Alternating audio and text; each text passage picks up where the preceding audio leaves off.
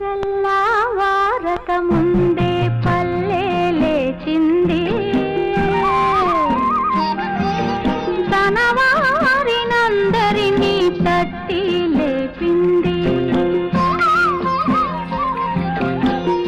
ఆదమరచి నిద్రపోతున్న తల్లి కోడి అదిరిపడి మేల్కొంది, అదే పనిగా కూసింది. తెలుగు దుస్తులేసుకొని సూర్యుడు తూర్పు తలుపు తోసుకొని వచ్చాడు.